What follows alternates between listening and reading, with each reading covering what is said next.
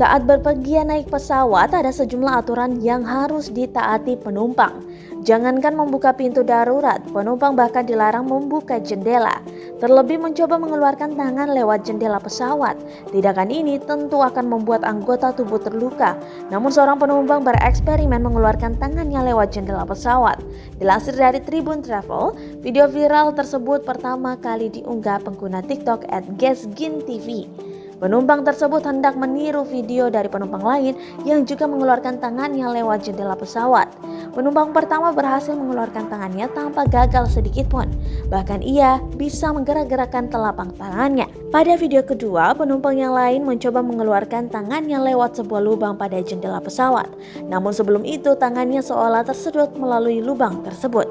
Begitu tangannya keluar, terlihat tangan itu tertekuk mengikuti arah angin.